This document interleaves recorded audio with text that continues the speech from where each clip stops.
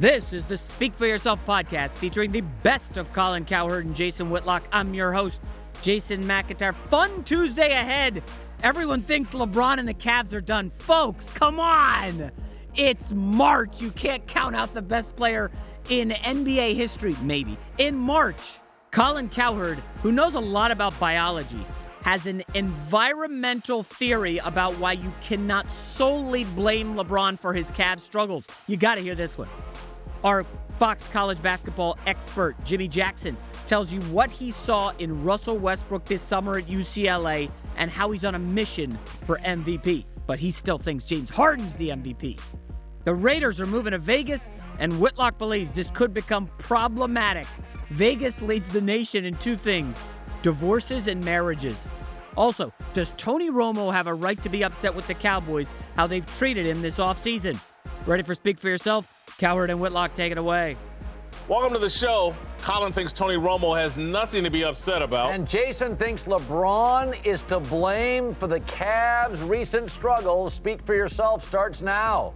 Heavy is the head that wears the crown. Oh, boy. LeBron's head wears the crown. Here we go. He picked the team. It's his fault. Hello and welcome. We're joined today by longtime NBA veteran Jim Jackson, former NBA star and NBA head coach Lionel Hollins. Let's start in San Antonio, where the Spurs dominated LeBron and the Cavs last night, beating the reigning champs by 29 points. LeBron left the game after taking an elbow in the neck, and while he says he's fine, the Cavs might not be. With the loss, Cleveland dropped to second place in the East and are just 8-10 since the All-Star break. Colin, LeBron pretty much built this team. Do you blame him for the recent slide?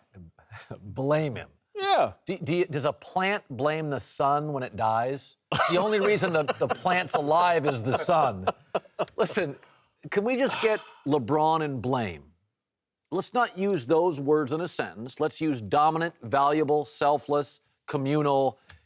The reality is this is a championship team, and if you want to say, LeBron sought scores and it's hurt their defense, I don't think that's blame. I think that's the reality. I think LeBron said, Golden State's the team we're going to meet.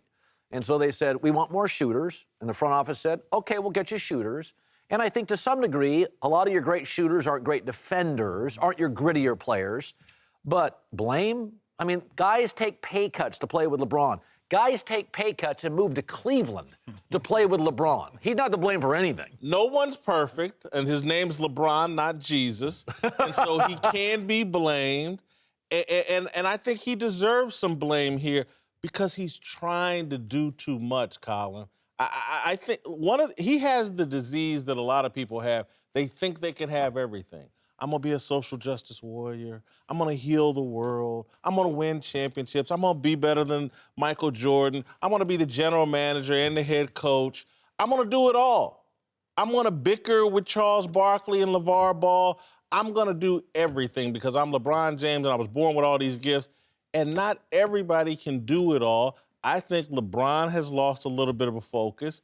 I think LeBron, every few years, goes off the rails. A little bit. Because he's too talented. And so, yeah, I do blame LeBron. Again, right now, my approval rating on LeBron is around 71%. Oh, it's down to 71. 71%. And if this slide continues, it could drop into the 60s. Well, I'm going to use the word blame, and you can blame him because the team got spoiled. Before he came back, they won 23% of their games. You're in the lottery 4 years in a row. Then he comes back, you're in a championship 2 years in a row. It's called complacency. What happens is the group of guys get together now and figure they can turn it off and on. Because you got the greatest player in the world, you know that he's going to be there. Coach, you understand this. And how do you pick and choose and push the right buttons? To me, when they added Kyle Korver, and you talked about this, what they didn't add was speed. San Antonio is the fifth fastest pace-playing team in the league. It don't even sound right, like San Antonio. Cleveland is in the 20th. So they've added, yes, shooter, Darren Williams, but they didn't add speed on the perimeter. Or youth. They're becoming an old team. So you're talking about going 8-10? Their offense is, except for last night, playing fine, but you're giving up 109 points. That's the issue, is the defensive end of the court. Well, you can blame LeBron James for being great. Because what has happened, all the players that are coming to play in Cleveland or at the end of their career and won a championship, and they want LeBron to lead them to that championship, but they don't want to be held accountable to helping him win that championship, and that's a big problem. Plus, not having you. They want to ride his coattails. They just want to ride LeBron. I'm going to play with LeBron. He's going to give me a championship that I didn't get when I was younger because I didn't play the right way. I didn't die. Whatever the issue is that kept him from winning the championship. But they don't play defense. They don't have toughness. They can't rebound. And they want LeBron to make every play for every player that's on the court. I mean, when I look at them, let's say I didn't know, if you just gave me their roster and I didn't know anything about, just take LeBron out of the roster. If you took the roster and you showed it to me from Kyrie Irving on, there's not an elite defender there. I mean, Kyrie's below average. Maybe Shumpert a little bit. Not he elite. gives the effort. Maybe not elite, but he can guard multiple. But I mean, you just gave me those players. Thompson's defense is, a rebounding is defense. But if I looked at that roster, I would say, wow, who's manning up a guy in the perimeter? It's not built to be great. Now, you would clearly look at that roster and go, oh, they're built to shoot threes. And they do have 9 guys who can effectively hit a three if James Jones plays. But, I mean, the roster's been built. The blame you're saying is LeBron engineered the roster. To some degree, yes. And if you want to blame him for that, okay. It's an offensive-heavy roster, and they lack toughness. I think, again, he's the leader. Him taking on everything, his lack of focus. I think a lot of times when LeBron's talking after the game about we're not tough enough and he's taking all these shots at teammates and we need to do this, this, and this, I think some of his teammates are sitting back there, hey, man, there's some things you could do. You could be more focused on what we have here. You have 3 titles. By the way, some of us don't. Why does Kyrie never talk after games?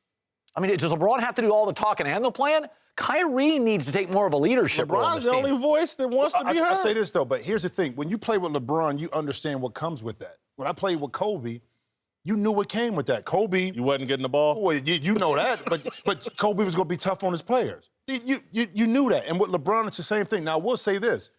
Not having Andrew Bogut in the lineup, to me, from a defensive perspective... Those 12 minutes a game. It doesn't matter because now you got a rim protector.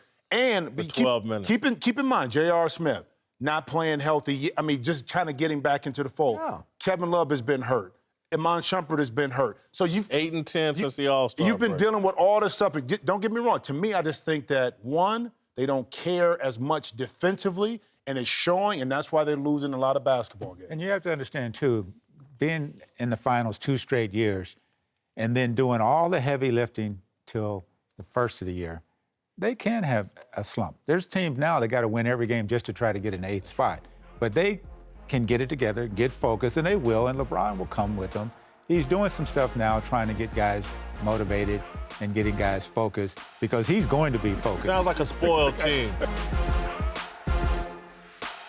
So, Whitlock, is Westbrook going to lead the Thunder on a long playoff run? The man scored 12 straight. They overcame a 14-point deficit and won. He was on fire, 37 points. He was on fire last night. That was a beautiful thing to watch. I don't want him to play Houston in the first round of playoffs. I would like for him to, Can I show you some empirical data? Clippers. We have a volume of data now. So the stats are have. First couple weeks of the year, you can throw data out. We have a lot of data. Here are this is the truth serum of Russell Westbrook. Against the good teams, he shoots 39%. Against the bad ones, it's 45%. About last night. Last night he was terrific. Thank you. Okay, you do realize the teams he'll face in the playoffs are the one on the left. Okay, he's going to shoot. If he can get the Clippers, listen, he's got a shot. I love his talent, but he's piling up a lot of numbers on NBA's bottom third. Lionel Hollins, help me out here. Well, when you coaching, you want that guy that can get you 12, 14 straight points at the end of the game. Here's the thing. You use that stat there, but where's the rest of the team, against those good teams? Nobody's playing good. I don't think that they want to play Houston, and I don't think they want to play the Warriors. But those are the 2 teams he probably has. The Warriors, I would say, he has the worst stats against. Yes. Mm-hmm. And they come out because of KD, and they want to shut him down so that KD gets his due of what he did when he was there. But Westbrook, what he's doing is amazing. Now, you can't take that away from him no matter who you play because there's people you can put in the gym all day by themselves and can't get 20 points. So he is doing it, and the energy that he brings and the toughness that he brings And the endurance that he brings is incredible. You can't take that away from him. He wants it. I'm not doubting he wants to, but when I watch, we've never, when you talk about the all-time teams, it's sacrificing. Like what James Harden has done this year is really pretty cool. I mean, James could put these numbers up. James has stepped back. John Wall's done this year. Little more distribution-minded, and it's elevated teammates in Washington, and John's the best he's ever been. And Harden is probably hurting himself with about 12 straight last night. Took him out. Deal with that, Colin. But here's my thing about Russ, though. I saw him this summer at UCLA working out. He had this look in his eyes. This is just during the summer. And he was determined that he was going to, I'm not saying be the MVP, but prove a point. Now, the difference with James Harden is he has shooters around him that he can trust. Russ doesn't really trust the guys on the perimeter. He trusts Cantor and these guys a lot more than he does his fellow backcourt mates. Okay, let me ask you. Okay. Who was Westbrook working out with? Who? Yeah. Who was in the gym? Yeah. It was a bunch of NBA players. Was he working out with them? Yeah. I thought he'd probably be working out by himself. No. He was there playing, but you can tell that he was on this mission. Now, right, wrong, or indifferent, I'm going to take a guy that I know for 48 minutes that he's going to give me his all. I don't have to pump him up. Now, if anything else, I got to bring him down a little bit. Right. That's the guy I want on my team. I can figure out the rest around him. But look at this here, too. If you put Westbrook on Houston with all those shooters, Westbrook is going to get 40 points a night and 15 assists. Same. Are we as sure Harden. about that? Oh, I do. I mean, he's averaging double figures in assists with a team that can't shoot. He gets to the basket and he has to take a pounding to get the ball off to the big guys and get the ball to the right shooters at the right time. So why did if he's so great, why did KD leave? It wasn't about Westbrook in my mind. Well, it had a little to do with Westbrook, but listen, he was young. They played dumb. They got to the finals playing, with the three guys when they had Harden, and he thought that he and Kevin Durant could win that way. Kevin Durant disagreed, went someplace else to win. Listen, that debate is settled. KD wanted to play with somebody else. But could I say this? Team. If your wife left you and you had no idea, no idea she was having an affair for years and years, couldn't I argue you lack self-awareness or awareness? Kevin Durant was unhappy for several years, we found out. Russ didn't have any idea? No question he lacks some self-awareness. He's supremely talented. Kind of lives in that tunnel of Russ. I'm not ready to knock this season, though. It's an amazing season. I would like to see him next year with some better pieces around him, and then let's pass final judgment. One last thing on that. If KD is on that team and he's unhappy and he's a superstar, why didn't he go to Westbrook and tell him what his problem was? Thank you. Joined by Hall of Famer Chris Carter. Nice lid there. Super Bowl Very champ nice. Eric Davis. Let's move to Vegas. Maybe I got to put something on my head one of those days. Baseball cap backwards. Raiders just did their plan to leave Oakland for Sin City, approved by NFL owners yesterday. One guy who might not approve, though, wideout Brandon Marshall, who said Vegas could overwhelm young players. But Raiders coach Jack Del Rio doesn't seem very concerned, saying, quote, I played in New Orleans as a rookie. That city doesn't shut down either. All right, Whitlock, will playing in Vegas be a problem for NFL players? I go back and forth on this, and I've landed on, I think it's going to be a little bit of a problem. It is Temptation Island. Listen, Vegas not only leads America in weddings, it leads America in divorce. And so that means there's a lot of chaos and upheaval. Players' personal lives. Just think if you're a married player and your wife's like, man, we're going to Vegas? Really? Or you got a serious girlfriend or whatever. It just causes that extra bit of question, tension in the home that could bleed over onto the field. Vegas never sleeps. It's different than New Orleans. And I love New Orleans, but it ain't Vegas. I totally disagree. Having lived there for 6-7 years, I think there's two Vegases. The one you visit and then the one you're a resident. And when you're a resident, you just get boring like everybody else. And you go out to eat in your local neighborhood and you go to church. Vegas has more churches per capita than Portland, Oregon. And that's considered a boring town. Or empty churches? I thought he was going to pick a southern town, but... But, one of the things, I think young men get in trouble with boredom. Cincinnati Bengals get in trouble. Indianapolis Colts and Pacers get in trouble. I don't see the New York Jets in trouble. I don't see Saints in trouble. Young guys. Bicycle Burrs didn't get in trouble? Well, most of his career he didn't. Kind of trouble. But I think what gets young people in trouble is nothing to do on a Tuesday. It's the restaurant capital of North America. There's great weather. There's golf. I think players will be fine. I think the players will be fine. I think that also you have to look at Vegas like money. People say when you come into money, it changes you. No, it doesn't. It just enhances whatever you believe in. So if you're Vegas, I go to Vegas all the time now. It doesn't change me. I'm still the same person I am in Vegas that I am in any other city. One thing about the NFL is we don't travel that much. We're not like the other sports where if we're coming to a city like Vegas, if they're coming from the East Coast, they're still going to be coming, for the most part, Sunday around noon. They might practice, walk through in Vegas. And as a team, we don't spend a lot of time on the road. So it's not like teams are going to be spending 2 or 3 days in Vegas like the NBA, like Major League Baseball. So I don't think that's going to affect them. And I think 81% of the NFL teams now, within 40-mile radius, they have gambling within their grasp. So I don't think Vegas... It ain't the gambling I'm worried about. Okay. It's the other stuff that's in your grasp. And you know, and this is the thing, that stuff is in your grasp everywhere. So now I'm going to go back. Not like Vegas. But hold on. Now, this is the thing. When you talk about Vegas, to the rest of the country, when you talk to the rest of the country and you think about Vegas, and people watch us now, you think about Vegas, you're thinking about Sin City. To these ball players, Sin City is just a nickname for one of the rooms in their house. They can do and have a party whenever they want to. Yeah. The league hasn't had a team in Vegas. Have guys been in trouble already? If a guy wants it to come, it'll come to the hotel. It'll come to their house. They'll fly it in. Whatever a guy wants to do, what Chris said, whatever you are, you already are. Being in Vegas is not going to change that. There's a guy in Vegas right now that owns a brothel. This is a true story. That's already talking about 50% off for all Vegas. And there's a guy in Miami that owns a strip club that'll do the same thing. And there's one in New Orleans, and there's a bunch of them in New York, okay? It's not going to change. There's a hookup everywhere. They're NFL players. Be real about it. These are NFL players, young, with money. People are attracted to them. It's always Just think been of there. the psychology, too. The psychology that we have is people going to Vegas. All right? You say, I'm going to go to Vegas and let my hair down. For you, I'm just going to let it all down. With no hair, I'm just going to let it all down. Like, that's why I wore the hat today, because we had to Vegas, and you're Mr. Vegas.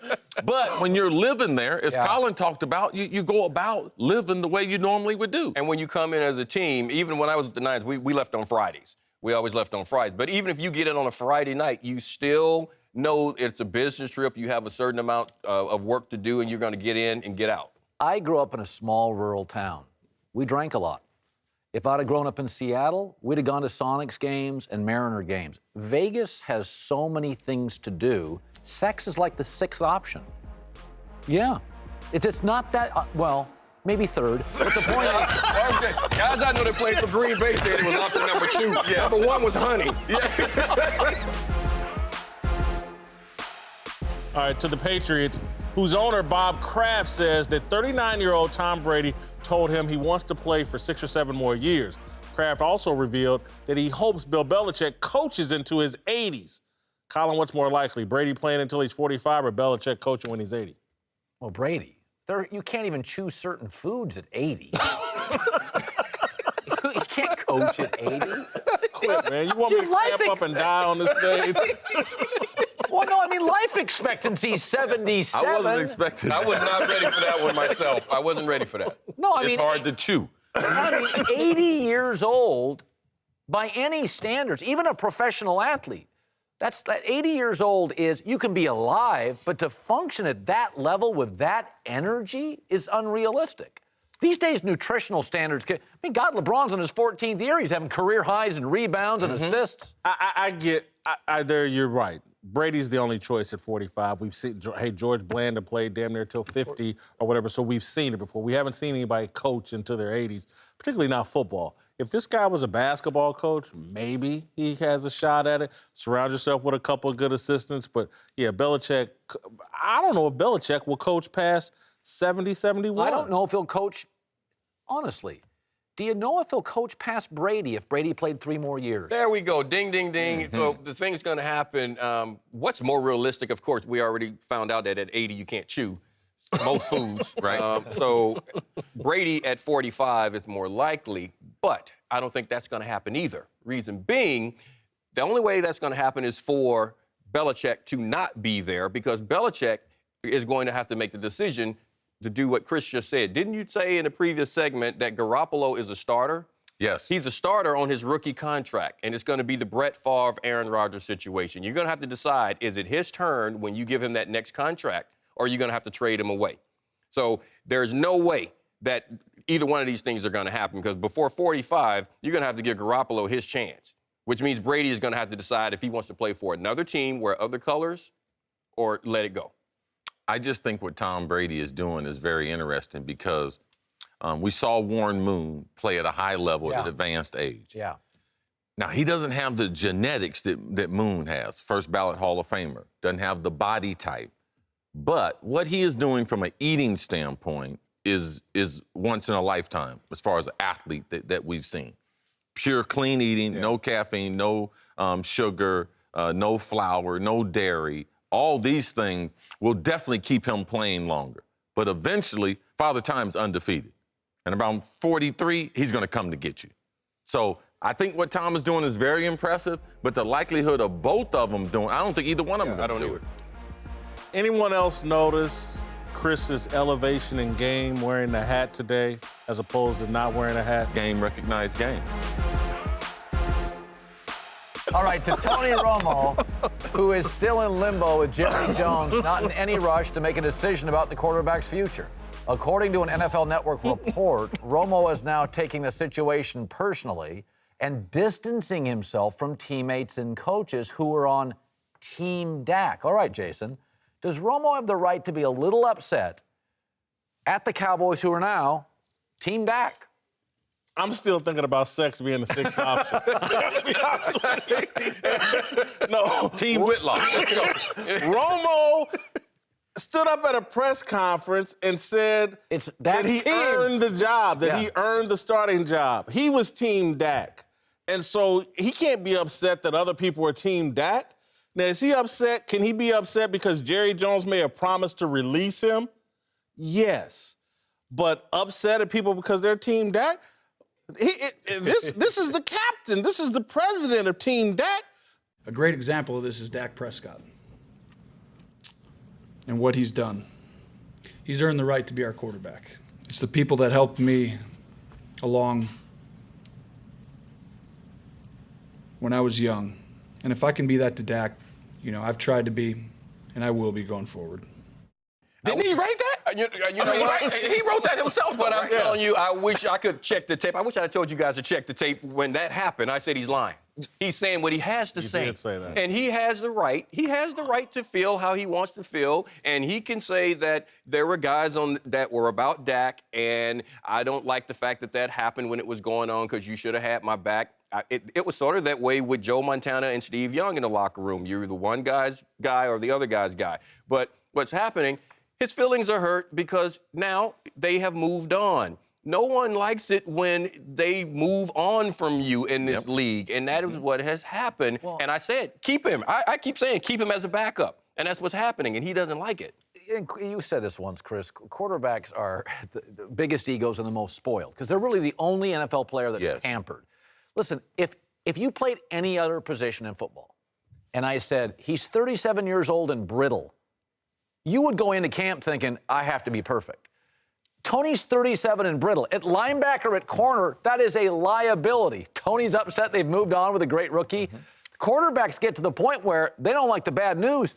The other 21 starters, their life in the NFL is all bad news. Who are they playing? Who are they guarding? What's their contract? It sounds, and I like Tony, sounds like he's a little bit of a spoiled, pampered quarterback. And he forgot where he came from. He talked about a little bit like these people supported me when I was young. When he came from no place to be the starting quarterback for the Dallas Cowboys, they supported him. Now they're supporting Dak, and he's forgotten that. This is what happens in the NFL. They develop talent. to be able to lead the team on into the future. One of the most important jobs of a vet, I was taught, is to teach the next guy how to take your job. The issue comes when they actually do it. That's where we are. Listen, this is something you'll like, Colin. Jerry Jones has a tolerance for ambiguity. He talks about that's one of his favorite little catchphrases. And it's because he's an oil man. And he drills holes. And a lot of them come up completely empty. Right. And he's completely fine with it. And so he's drilling holes right now for Tony Romo trades. And he's perfectly comfortable that he's coming up with nothing right now because this is what he does as an oil man. And Romo wants certainty. Yes. And Jerry's an ambiguity guy. He's just And I'm sure he probably told him that he would release him. Yeah, he probably did. But, I mean, let's be honest, too, about Jerry. I just read a story late today, Tim Kawakami, excellent NFL and columnist up in San Francisco. Jerry's been a part of all these moves. The Chargers, the Rams, the Raiders. Yes. Jerry right now is the most powerful owner in this league. He's not worried about a backup quarterback pushing him around. He's like LeBron. He's doing a lot of different things, and he's distracted, and Tony Romo's upset about it. But Tony Romo quit whining. He's got $100 million. This is the Speak for Yourself podcast featuring the best of Colin Cowherd and Jason Whitlock. I'm your host, Jason McIntyre. Thanks for listening, everybody. Hey, real quick, I just want to go in on Bill Self again, because after yesterday's show, I got a bunch of angry tweets. So then I wrote an entire post about it. Listen, you cannot, if you're Bill Self, continue to flop in the Elite Eight, okay? Coach K keeps going to the Final Four. Roy Williams keeps going to the Final Four. You want to be in that elite class, Bill Self, you've got to take the lead, okay? You're a favorite all the time in the Elite Eight. You've got a bunch of NBA players every year. This is just not acceptable. I'm not saying he should be fired. I'm not saying he's the worst coach in the world. I just don't put him in that elite class of Coach K, Roy Williams, Tom Izzo. Tom Izzo, by the way, I know he's had some struggles in the Final Four, but he's always shocking people getting there. Tom Izzo's a great coach. He is elite. I'm not ready to put Bill Self there yet. Remember, at Illinois, he struggled. At Tulsa, Bill Self had a couple good runs but couldn't get through the Elite Eight. Hey, eventually he'll clear the hurdle. All right. Thanks for listening, everybody. See you tomorrow.